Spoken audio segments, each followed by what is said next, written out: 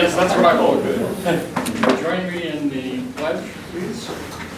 I pledge allegiance to the flag of the United States of America and to the republic for which it stands, one nation, under God, indivisible, with liberty and justice for all. Okay. We have our public here. Any comments from the public? Okay. Hearing none, thank you for coming. What's that? Did you raise your hand for comment? No, I just say, hey. Oh, okay. I was just saying hi. Welcome. Next on the agenda is the approval of the consent agenda. Does everybody have a chance to read the minutes? No, I just did. It was signed and both copied. I so moved that the consent agenda be approved as presented. Second. Okay, moved and seconded to approve the consent agenda. All those in favor? Aye. Passes unanimously. Which brings us to the May 22nd. Hey, you're on. Finance report.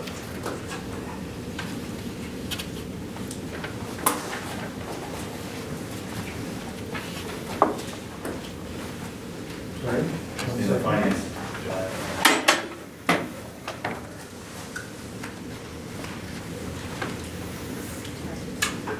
This is what happens when you have the CEO running the computer.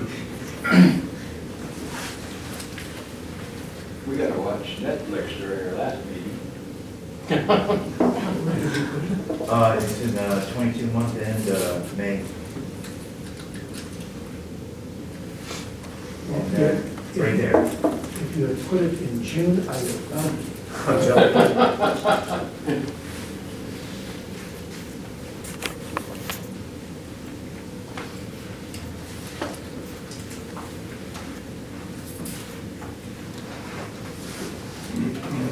All right. Sorry for a lot of clicking. And doctors feel the pain, and so I was connecting to them, I clicked too many times. And you need to start the Zoom. We can't, Oh. because the Outlook is not working. So she'll have to listen. And here's you can mark it. All right, cool. Okay, so this is the 11th month of the fiscal year, May 2022. We're going to start off with the, There you go. Thank you. So patient count, in acute, there was 410, an increase of 102 over the previous year. In the clinics, 1806, which is a decrease of 93 over the previous year. This is due to a provider being out now tourists. That's what the difference is. You gotta give them a vacation at some point. Other outpatient services, 5,374, which is an increase of 22 over the previous year. Overall, for the month of May, we had 7,590 visits, an increase of 31 over the previous year. And year-to-date, we're up 4,422 to 85,324. Gross patient charges for May it was 4.1 million. It's a decrease of 150,000 over the previous year. Get you more detail on that in the future. For collections, for May it was 2.8 million, an increase over last May of 481,000. And then something to point out is if you look at December through April, in 2021, collected, our charges are about 20,727,000. Our collections were 12,284, which is about 60% collections. Then if you look in 2022, the charges were 21 million to 15,437,000 collections, so it's 73% essentially. So we're collecting the money much better, which is a difference of about 5.5 million. Good improvement, not where you'd be yet. That's the best thing to do is to get the money we've already earned, you know. days cash on hand for May, we had cash on hand of 49 days. That's 43 less than the previous year. A lot of that has to do with provider relief funds, honestly. I went back and took a look and saw that, and not to mention the negative margin for a few consecutive months. It actually went up in June by about 800,000, so the days cash on hand is hovering around 60 right now.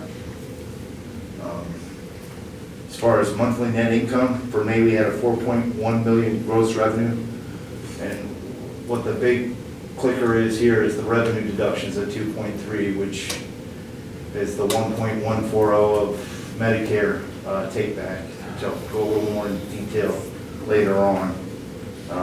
Less expenses of 3.3, which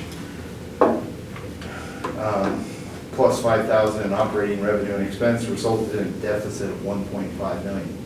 That 1.1 million would normally flow through the balance sheet, but it actually went through the income statement because we've already taken an adjustment for Medicare allowance.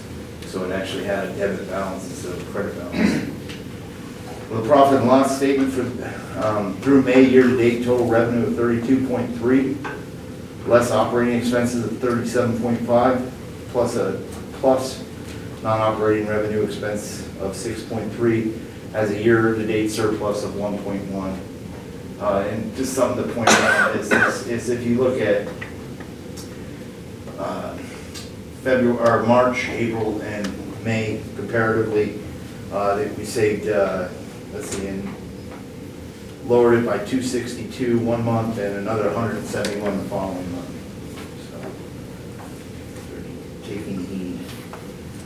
This is the Medicare cost report, and it's basically, I guess the best way to explain it is cost per visit. We take all of our allowable costs and divide it by the visits, and that's what comes up with the cost per visit. If you remember a year ago or so or more, we had a whole lot less visits because people weren't coming in, but we still had the same cost. So the divider and the cost per visit was much higher than what it is when we're actually fully seeing patients. So I hope that makes sense to everybody. And some of the steps that we're taking to mitigate the swings is to make a monthly journal entry to adjust according to what we think we are. On the balance sheet, nothing too exciting here other than total assets of 44.9 million, total liabilities 39.3, a fund balance of 5.6, and obviously to the reduction in cash from the deficit. Although that cash is picked up in June significantly, it's still 2.7 reduction. And that's all I have for the Lake Health District. Any questions? Okay, thank you. So you're still up with Goose Lake Medical. All right, so this start off with Goose Lake Medical for the Lakeview Gardens. The biggest thing here, revenue was 225 in May, expenses were 486, which resulted in a deficit of 260. You see that contract labor line is out of control. Part of that was because of the regulations where we can't use staff in multiple houses. We had to lock it down due to a positive COVID case. We couldn't take on new admissions, so we were running at about 40%. But now the Alpha is full. It has a waiting list of 4, and long-term care, I would say, somewhere between 16 and 19. And looking for, Say that again, 65. 16 and 19 is the census in long-term care. She said it to me about 20 minutes ago, and it just, the big notable change here is the actual 77,000 per month in savings on the contract labor line because of this. In June 30th, the out-of-state CNA travelers license expired. So we were able to, they had 12 originally travelers over there, and now they're down to 4. And what they did was switch up the scheduling to 12-hour shifts, and that seems to be able to cover. So how much is that a month in contract labor savings? About 77,000 Okay. per month. So it works out to be about $1 million a year. So, yeah. And then we have that new class coming up in August, I think, and they're set free, I think, in October. Yeah. So, There's what, 8 in the lab? yep. How's that class looking, Terry? It's great. They started with 8, we've still got 8 minutes going well. We have 3 of our own nurses just getting ready to start a community college cohort here in Lakeview, so go to some of our own. No, that's huge. It's just like the training classroom down there, that's why we'll save everything, so. This is Lake Health Medical Supply for May. They had revenue of 53, expenses of 30, which resulted in a surplus of 22,000. I want to say their actual revenue generated was somewhere around 65,000 for the month, but we're just, the way we're counting it and adjusting, it's a little bit different. But their year-to-date surplus is 111. That's all I have for Goose Lake. One of the things with that is that they just got the new van. He reported at our earlier meeting, and they'll be, this week, that is going to get the decals and the end of the Yeah, service. and if anybody would like to take a look, it's because of the Ford Fleet program that we signed up with Paul, we actually, we couldn't buy that used for what we got it for. We got it for pennies on the dollar. It's all-wheel drive, it's the high top, it's extended, and it'll, we can double volumes, I think, in deliveries. And that'll really help us, even in the weather, to get down to Alturas and Modoc County. So, About 300,000 miles on the open. We'll still be able to use that van with the current van, Yeah, around the town.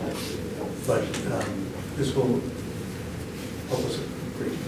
And our volume of deliveries is, quite significantly. That's all I have. Okay. Any other questions, comments? Just a little question, Charlie. What's the percentage of our overall customers that's in Modoc County versus within our district? I'm sorry, say it again, please. Of all the customers of the medical supplies, what's the percentage does Modoc make up? So there's several ways of answering that question. And I don't have the exact answer in front of me. We have, in medical supply, the business, a lot of it is administering or providing oxygen services.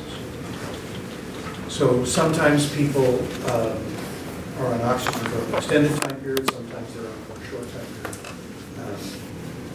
We provide other services also.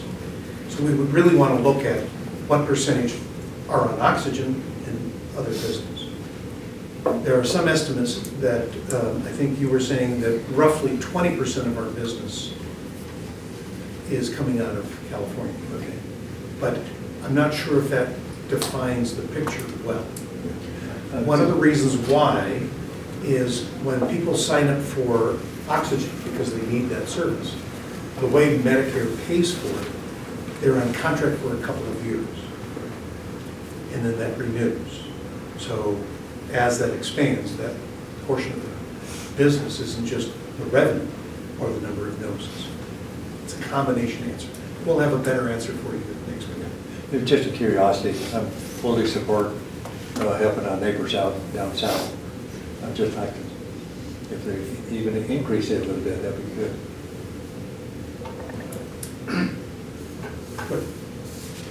Okay. Anything else? Okay, home health and hospice report.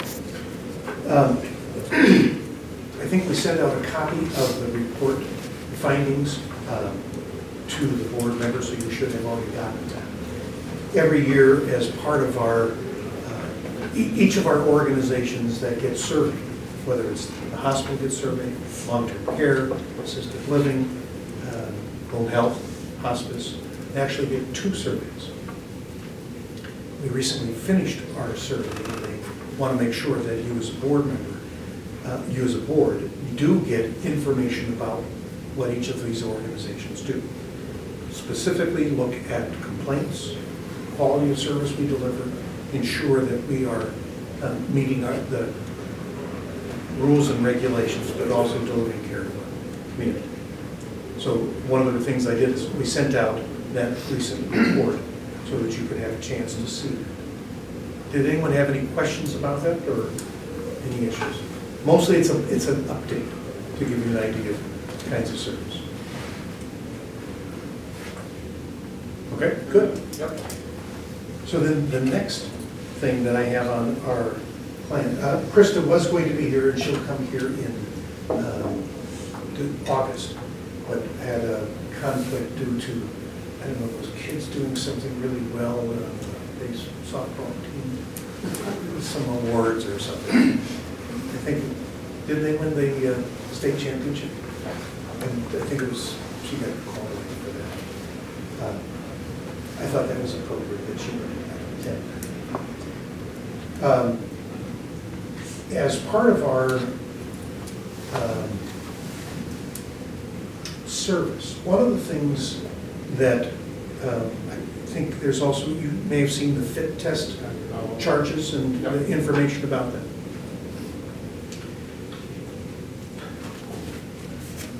So fit testing is all about ensuring that when one of our caregivers is taking care of a patient, that the mask that they're wearing fits properly. And we have been providing that testing. In the past, we would make sure everyone could wear a mask properly. And we used technology that was adequate, but wasn't the best technology. And it is now evolved, especially with all of the findings that we have with COVID. So during our first initial steps in COVID and getting masks, we couldn't get N95 masks that would fit everybody's face, largely because nobody wore N95s. 95% of all the N95 in the country were worn by 3M or for other businesses, not healthcare. Now we're buying a lot. And we found that the masks didn't fit people's faces, and we didn't have all the right size. Well, we've gotten to where we have adequate tests, or adequate masks, and we have all the kinds of things that we need. But in order to make sure that the mask fits properly for a patient or for an employee, we need to do a fit test. It's called. Excuse me. And the latest way of ensuring the mask fits is this equipment for about $21,000. So while this was not budgeted, we do have monies that were allocated for our clinics, rural health clinics, that we could use toward the purchase of this fit testing. From where? Pardon? Where would the money come from? So in each of the rural health clinics, we received a grant from the federal government of $100,000. If we don't spend that $100,000, we return it to the federal government. And we have certain things that we can use to spend to try and fix that. And so because we have both Alturas and Lake Health Clinic, we're trying to find means of using that money wisely. One of the things, as an example, for our clinic here, we made the decision to buy it and open up a separate door for our potentially COVID patient people. And I say potentially because they may be patients that have symptoms that look like COVID, but until you test them, you don't know. So they're suspicious, but they're not suspicious people, they're suspicious. So we ordered a door to use this money for a year ago. The door just arrived. Now we have to get somebody to install it for us and set this up. So we'll be able to use some of that money.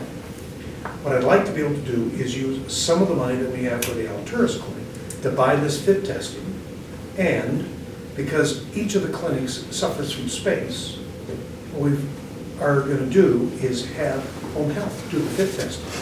And we test any person that works for the district that might be exposed to a patient or a person, it might not be a patient, person that might have COVID. So people that have facial hair, they mostly men, we would want to make sure that the masks are tested properly, and these fit testing equipment allow for that.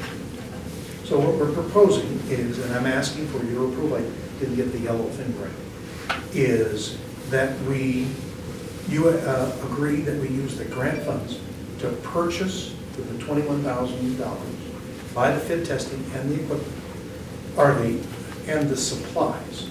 Part of the deal is we buy this, the supplies are relatively inexpensive, but you have to have it calibrated every year. So when you purchase that, that comes with the calibration every year for 5 years. And what we would do is have all of our employees fit tested, and that's all new employees, and then every year it has to be redone to ensure there hasn't been changes and the masks are correct. So we would do that through home health. What was that price again, 21? I think it's $21,700. Do you need the exact price? I can pull it out. Well, I think it makes a lot of sense, since this is being funded by funding that we'll lose if we don't use. It sounds like it's a valuable tool there, so I so move that we move forward to purchase the fit testing equipment. Second. Okay, any discussion? Moved and seconded to purchase the fit equipment as proposed. All those in favor? Aye. Passes. Good. Thank you, Charlie. Okay. Okay. Next item. Surplus. So I sent out some information about these thermometers that we have. And it's the goofiest thing. It is cheaper to buy new than to have them redone and repaired. And that's just the way the deal works. So what we'd like to do is have you declare those old thermometers surplus. We would like to donate them as part of the effort to help the Ukrainians. We can donate them through our the vendor that we work with for buying these. Send the ones because they can use them, and we will buy new ones, and it'll save us money. And that's how we declare them surplus. We can't use them in this country because they can't be you have to pay to calibrate them or repair them. So we are giving them to them and they not be able to use them? No, they could use them. So will they recalibrate them or? Through the donation process, they take care of it. Oh, okay. So it's not like we're giving them junk. That's what We're giving them, no. It sounded like. And whether it's through Doctors Without Borders, I forget the exact organization, but they have a process of managing that. So it asks that you declare those old thermometers as surplus, and we will make a donation of them. So moved that we declared the thermometer discussed as surplus equipment. Second. Discussion? Been moved and seconded to declare the thermometers as a surplus. All those in favor? Aye. Passes. Well, you guys are agreeable today. Thank you. It's, Next is Lisa, sorry. okay. Lisa, you're up. Hi, I'm Lisa. So as you have probably heard, we are looking at creative ways to increase revenue in the clinics. Good. Starting with our walk-in clinic this past Saturday. So in the 4 hours we were open, we saw 9 patients. Dr. Chen did here. Yes, Dr. Chen did, so I'm working him hard when he comes down to see us. How many hours on Saturday was it? 4. And we anticipated some bumps in the process, and it went overall very well, other than one instance. So we will continue to do that when Dr. Chen is in. We will. Other things that we are doing down in Alturas, we are looking at drawing blood. We have a certified phlebotomist there now, so instead of sending them to MoDOC or sending them up here to get labs drawn, we can draw it right at the clinic, and the courier brings everything up to the lab to process. So that's extra revenue. We really, to grow, and Charlie's working hard on this, we need to find a couple more providers. That's the key to really succeeding with this. Our patients, we started a no-show policy, as you may or may not be aware. It's a minimal $25 fee for patients that no-show, and it surprisingly has been well received. And a lot of the front desk comments were, "We are shocked you didn't implement this prior." So we're not looking to break the bank with these, but just to educate, make people aware that if they do have an appointment, it's important that they keep it, because there's someone else right now, especially with the low number of providers we have, that can use that spot. I know when I get a dental appointment, it seems to me I have a call every 10 minutes, a reminder, and then email reminders. And do we have a protocol out there for reminding patients that they do have an appointment? We do. Our front desk staff calls every patient the day before their appointment to remind them. So whether they get a live person or a voicemail, we can't control that, but we do leave a message if we get the voicemail. So they get in excess of 24 hours notification of or a reminder of their appointments. Very good. Thank you. So you're welcome. Any questions? Thank you very much. Okay. Medical staff report. Dr. Chang, unfortunately, during the summer, of course, is vacation, and he said he was very happy floating down the snake right now. Elected not to miss that opportunity, and asked if I would present what the medical staff agreed to. We've sent out the, to you should all have gotten the privilege requests for Dr. Chiagozem Lilly, who is a physician here, has been coming once a month, roughly. Abigail Hilton, who's a CRNA, and Allison McLean, who is a physician assistant in dermatology. Medical staff reviewed their applications and recommended to the board that they be approved as presented. Discussions? Okay, I entertain a motion. I so move that we approve the staff of medical staffing request as presented. Second. Okay, we moved and seconded to approve the medical staff privileges as presented. All those in favor? Aye. Thank you, Corey. Okay, Tori, you're up now. All right. Pass out some hospital and healthcare patient satisfaction scores for you to look at. But in the meantime, as we talked about, we have 8 students in our CNA class. That's going well. So that'll be in August, and then hopefully they'll be licensed by October-ish, and we can get them out on the floor and working for us. Plymouth Community College also decided to create a cohort for us here in Lakeview. So we've got 3 nursing students who will be starting their first term. What does a cohort mean? It's like a joint partnership. Yeah, a little group. Thank you. So they'll be starting that in September for their first semester, 1 year to their LPN certification potential, and then the second year to get to the RN degree. So we're happy to have that. Those are 3 of our current employees who will be participating in that.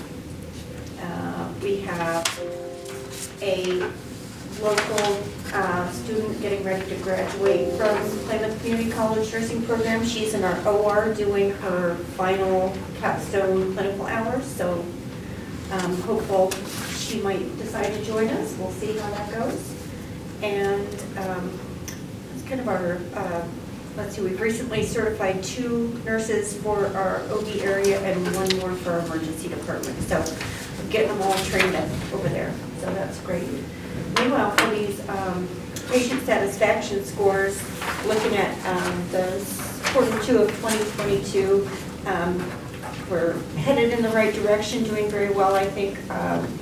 If you look at over our discharge information and discharge process are the places we're going to be focusing on improving.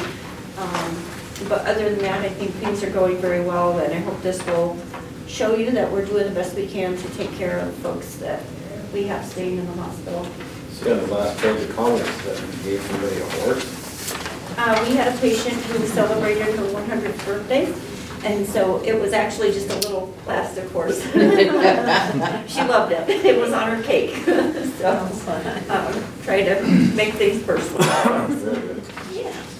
We didn't bring the horse in the house. That'll make the news, yeah. Right? Yeah. So are you getting used to the idea of toning down on the number of contract nurses coming in? Yes, doing a lot of work to look at how that's going to look. It's going to be a challenge, but I'm confident we're going to get through it. We're going to have to ask our core staff to step up a little, but I know they're capable of it, and I think with having some new staff coming in through the CNA program, as well as our newly certified folks already on the acute staff, I think we can do this, so we're going to adjust as we need to. Where are you as far as census, number of patients, Tori? Currently, Not changes. You mean in acute care? the patient census, right this minute, we're at 9. It's been down a little bit, but We have doctors, keep in mind, when doctors go on vacation, yeah. patients don't come in the hospital. And we occasionally let the doctors out. And they go on vacation, and our census goes down, You mean they get to go down the Snake River? or other places. So we have a couple doctors that have been on vacation, currently they're on vacation. I can't believe we do it, but, you know. I'll try this instead of things. Yes. Thank you. Okay, thank you, Tari. You bet. Okay, HR report.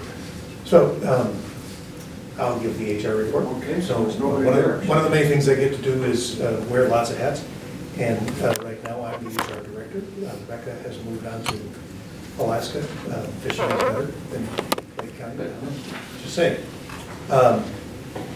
As Tori said, one of the things that we are going to be doing to deal with this extraordinary change in how our financial situation is, but also within our, just how we deliver care. We are not going to continue our contracts with agencies for staff. That will be a process, not where we eliminate them today, but they will be ending and we will not renew as those contracts come due. So it's going to be a staggered process. When we do that, that means that we have to step up our effort to try and recruit people to work as full-time employees, or part-time, depending on their circumstances. So we're in the process of creating structures to encourage people to work in, not quite gig workers, but in different ways than we have in the past. So we're working on that. It will be a significant change, not having the ability to hire contract labor. What that means, when we do that, is if we can't deliver a service because we don't have a staff, patients may be transferred outside of this community. Now, the challenge on that is, number one, it's hard on the community, but it's also hard if we can't find a place that's close, because other hospitals are facing the exact same problem. But we have to do what is vital to preserve our organization, and that means we can't afford to do this. We can't afford to continue to pay the agencies these extraordinary fees. So I know that you are aware that we've talked about this, and we have been talking with each of our departments that use contract labor because we've had to work on it. It is not going to be easy at all, as Tori said. And it isn't just in acute, it will be in many departments where we'll have to make those choices. And we will provide appropriate quality care. But if we can't deliver that, we'll have to make those choices. So I appreciate you all supporting us in this process. There will be some bumps. But I know other organizations are facing the same issues, and they're approaching it in similar ways. Well, I just want to, I guess, get a message back to our community that, from the board, that, you know, this is going to cause changes of services, and sometimes hours where we can do things, but we have to preserve our cash position. Just looking what I had up there today, $6.8 million was spent for contract labor in the district, 1.4 in Lakeview Gardens, that's $8.2 million that was spent in the last 11 months. And it's just not sustainable. We cannot continue.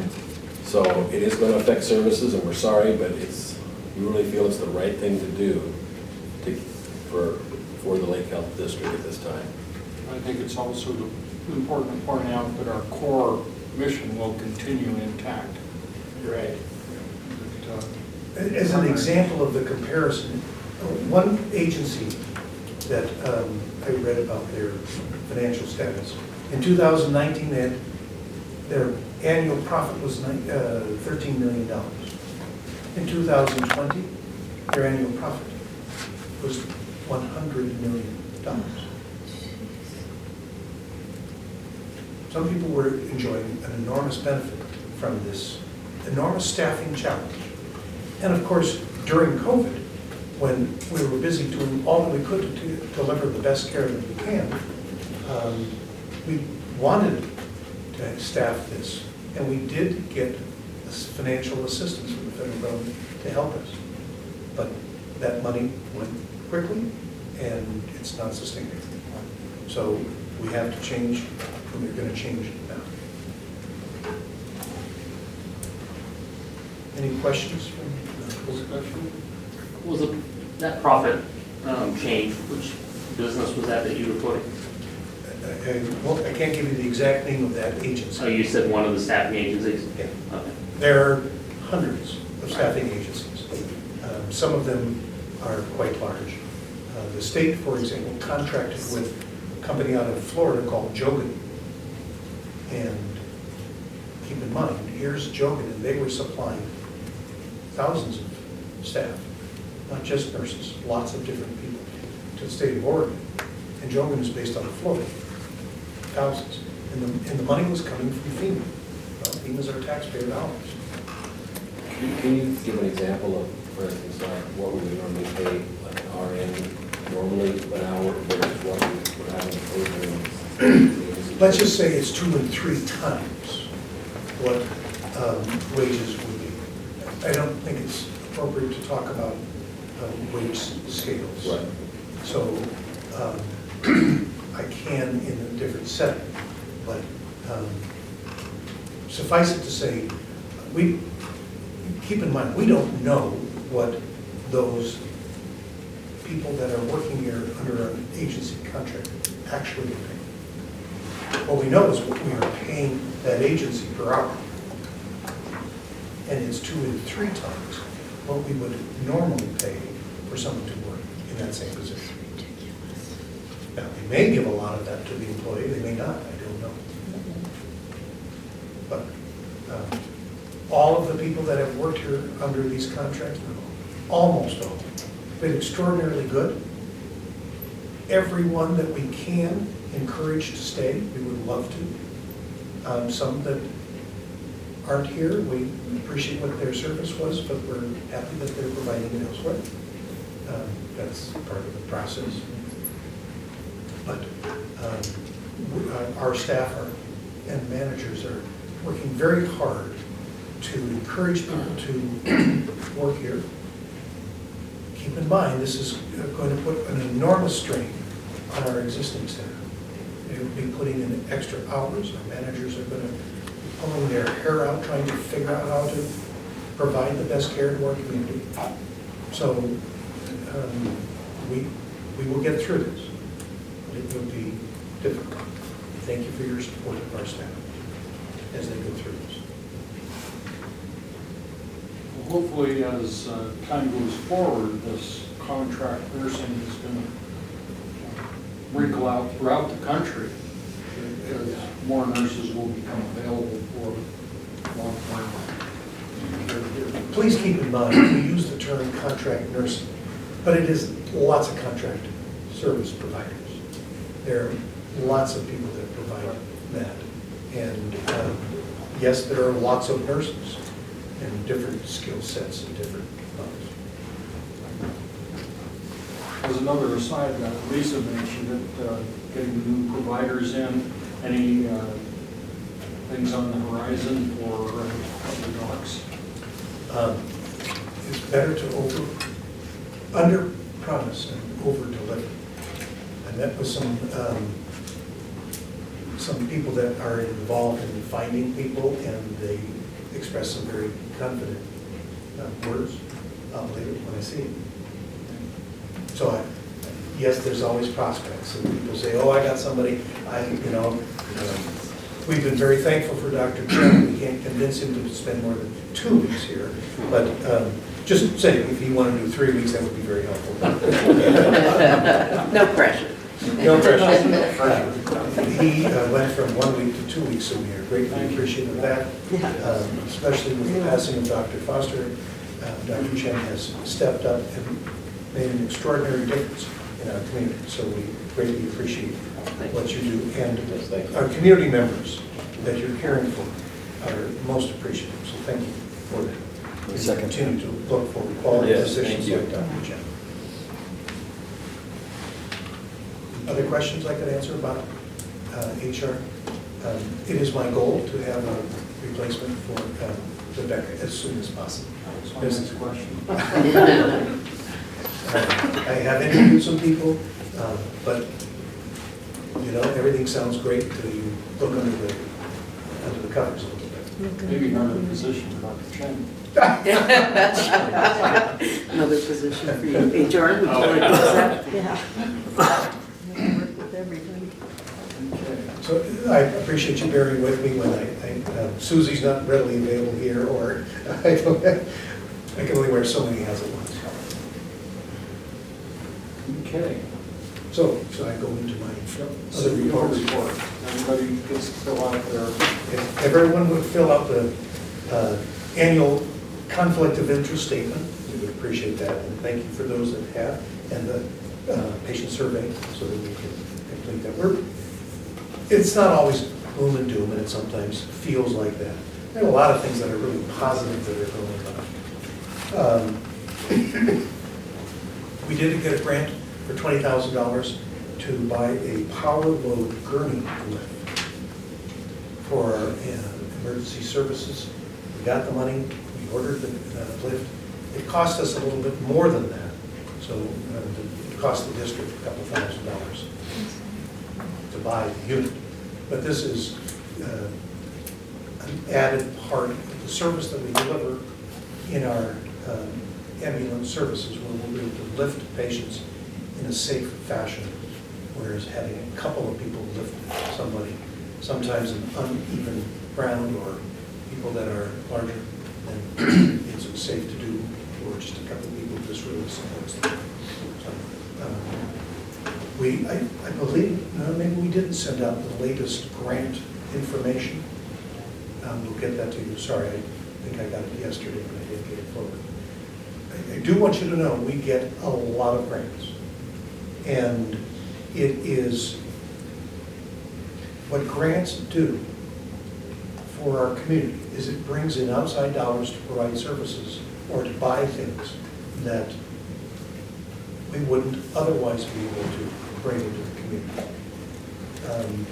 Oftentimes people wonder if we're diverting funds from the revenue of the organization to buy things that seem maybe not quite in a hospital focus.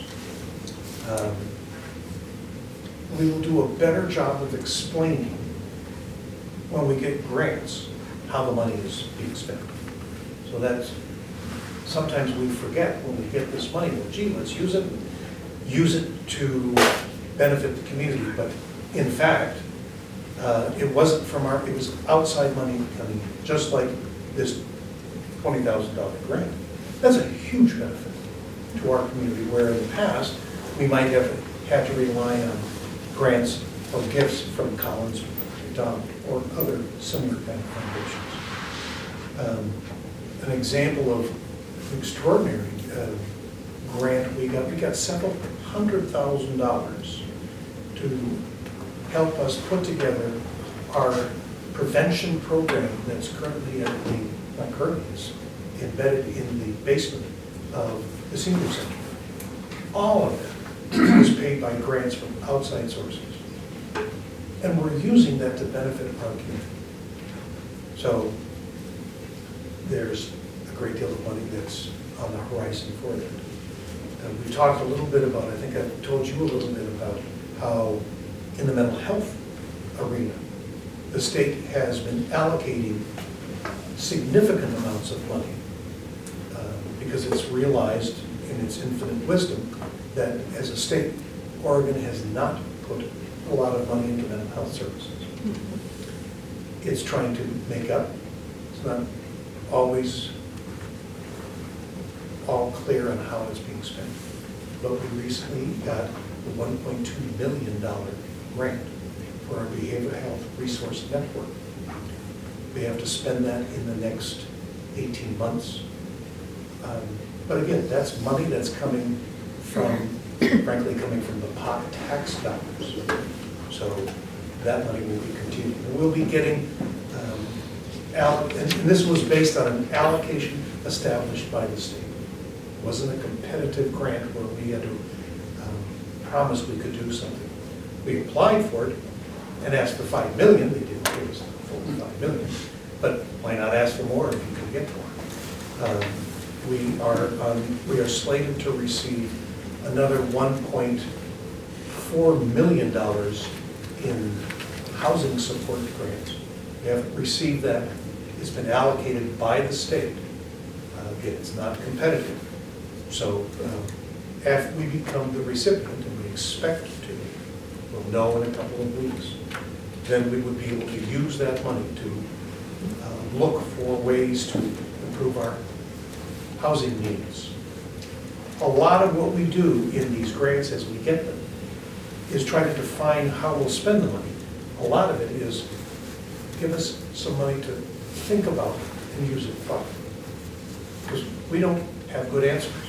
And frankly, neither do the other counties in the state. So a lot of people are saying the same kind of thing. Thank you for the money. Give us a chance to plan this before we start spending state tax. So we'll see more of that. We had our home health and hospice, both home health and hospice, so 2 surveys of our agency. They found one snag. We had failed to do a criminal background check on an employee that has been here for close to 10 years, and we have to do that every 3 years. It was a nominal background check. Person's perfectly fine. We did that, it proved to be fine. So essentially, we were found to be in full compliance. So that's a good thing. And We expect we'll have a hospital survey sometime this summer. We anticipate our medical supply company will have their 3-year survey sometime this summer. These are normal processes. Just this past week, we had unannounced survey of our assisted living kitchen. We passed with a dented pane. You know, it's amazing what people can find that we might want to try and adjust for. Other than that, we are scrambling as quickly as possible to make the plans to adjust our sales as we work through our financial challenges. And Ed and I have lots of things that we're working on. We'll be able to talk about that as we can move forward with those. We're not going to use sledgehammer. We're going to use precision tools, but we'll get better as we find that something works or doesn't work. We'll take the next step. We will be aggressive. That concludes my report. Questions? Comments? And just to appreciate you clarifying, a lot of money, a lot of things that we spend money on is for the health district, more so than just a hospital. There's also a lot of grant money as opposed to revenue of a tax base. I appreciate that. We work very hard, for example, in our mental health service to ensure that we deliver the service equivalently throughout the entire county. So how do we measure, and this has been asked multiple times of us. So if we have 8,000 people in our county, 2,000 in the northern part of the county, most of the people in our mental health service are covered because of the insurance that they have through the CCO, which is through the Oregon Health Plan process. If we look at our population, not all people need mental health services. Some people may need services but don't choose to get service. So what we look at is, of the people that choose service, whether they're in the southern part of the Lake County or in the northern part of Lake County, we look at percentage-wise, are we delivering the same level of care to those people that choose care? And what the studies show is percentage-wise, we do. So about the same in terms of the population. Of the 6,000 that are southern part, the people that are in service, it's about the same percentage of the 2,000 that are in the northern part of the number of people that are in care. Which means neither north nor south Lake are shortchanged. They're both getting about the same level of care. We'd like to encourage some people to get care, but not all people choose to get care. So we continue to make our services available. We recently had a sober-free weekend gathering, and that was, I think we served over 200 people with meals and raised about $1,300. That helps for continuing delivering services in a sober-free environment. It's a much-needed service in our community. Oftentimes people think, well, you can go to bars. Well, not if you are in recovery. Not if you don't want to present yourself to be in a place that doesn't help you deal with your addiction. So having more places where people can be as families or individuals in sober-free environments, that's a really great thing. And our mental health service is working on providing it. You can put your hand out, that doesn't mean people take it. But we'll keep putting that into it. Thank you. Other than that, I'm not sure. Do you have questions? I apologize if we've had our meetings in the between the last board meetings, and so sometimes it either may sound like I'm repeating myself, or I have failed to talk about something that is important to you. I don't want to sometimes get lost in the messages. Sometimes we need repetition, at least I do. Okay, if there's nothing else, then we'll adjourn to executive session under ORS 192-660, bracket 2, bracket A personnel, bracket C medical staff, bracket D real estate, and bracket H legal. And we'll take a 10-minute break.